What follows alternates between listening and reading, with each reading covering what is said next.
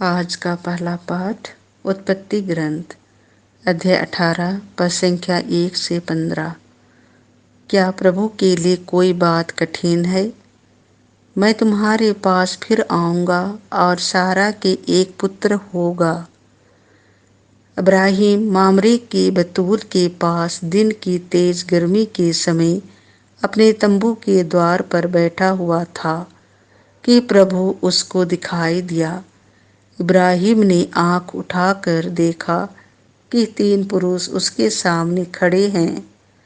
उन्हें देखते ही वह तंबू के द्वार से उनसे मिलने के लिए दौड़ा और दंडवत कर बोला, हे प्रभु, यदि मुझ पर आपकी कृपा हो तो अपने सेवक के सामने से यूं ही ना चले जाएं। आप आज्ञा दे, मैं पानी मंगवाता हूँ। आप पैर धोकर वृक्ष के नीचे विश्राम करें। इतने में मैं रोटी लाऊंगा। आप जलपान करने के बाद ही आगे बढ़ें। आप तो इसलिए अपने सेवक के यहाँ आए हैं। उन्होंने उत्तर दिया, तुम जैसा कहते हो वैसा ही करो। इब्राहिम ने तंबू के भीतर दौड़कर सारा से कहा, जल्दी से 3 पसेरी मैदा गूंद कर फुलके तैयार करो। तब इब्राहिम ने ढोरों के पास दौड़कर एक अच्छा मोटा बछड़ा लिया और नौकर को दिया, जो उसे जल्दी से पकाने गया। बाद में इब्राहिम ने दही, दूध और पकाया हुआ बछड़ा लेकर उनके सामने रख दिया और जब तक वे खाते रहे वह वृक्ष के नीचे खड़ा रहा। उन्होंने इब्राहिम से पूछा, तुम्हारी पत्नी सारा कहाँ है? उसने उत्तर दिया, वह तंबू के अंदर है। इस पर अतिथि ने कहा, मैं 1 वर्ष के बाद फिर तुम्हारे पास आऊँगा। उस समय तक तुम्हारी पत्नी के एक पुत्र होगा। इब्राहिम और सारा दोनों बूढ़े हो चले थे। उनकी उम्र बहुत अधिक हो गई थी और सारा का मानसिक धर्म बंद हो गया था।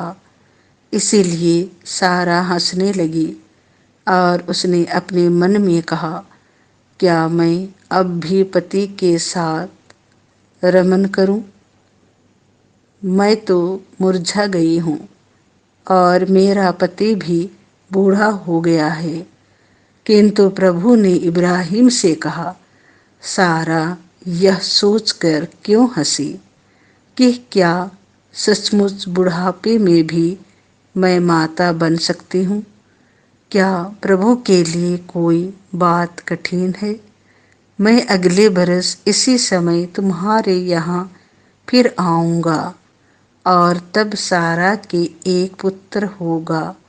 सारा ने कहा, मैं नहीं हंसी, क्योंकि वह डर गई। किंतु उसने उत्तर दिया, तुम निश्चय ही हंसी थी। यह प्रभु की वाणी है।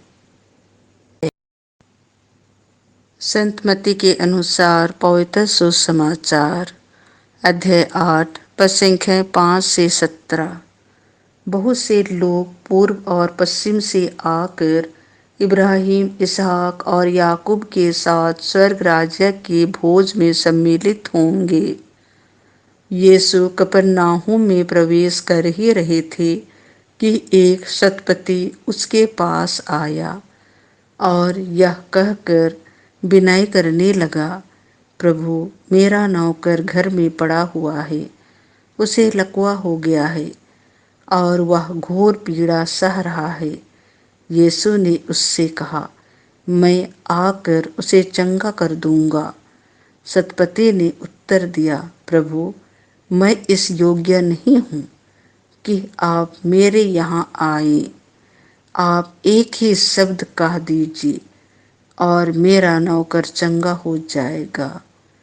मैं एक छोटा सा अधिकारी हूँ। मेरे अधीन सिपाही रहते हैं। जब मैं एक से कहता हूँ, जाओ, तो वह जाता है, और दूसरे से आओ तो वह आता है, और अपने नौकर से यह करो तो वह यह करता है। यीशु यह सुनकर चकित हो गए, और उन्होंने अपने पीछे आने वालों से कहा, मैं तुम लोगों से कहे देता हूँ, इस्राएल में भी मैंने किसी में इतना दृढ़ विश्वास नहीं पाया। मैं तुमसे कहता हूँ, बहुत से लोग पूर्व और पश्चिम से आकर इब्राहिम, इसहाक और याकूब के साथ स्वर्ग राज्य के भोज में सम्मिलित होंगे, परंतु राज्य की प्रजा को बाहर अंधकार में फेंक दिया जाएगा। वहाँ वे लोग रोएंगे और दांत पीसते रहेंगे। शतपति से यीशु ने कहा, जाइए, आपने जैसा विश्वास किया वैसा ही हो जाए। और उसी घड़ी उसका नौकर चंगा हो गया। पेतरुस ने घर पहुंचकर यीशु को पता चला कि पेतरुस की सास बुखार में पड़ी हुई है। उन्होंने उसका हाथ स्पर्श किया और उसका बुखार जाता रहा, और वह उठकर उनका सेवा सत्कार करने लगी। संध्या होने पर लोग बहुत से अवधूतों को यीशु के पास ले आए।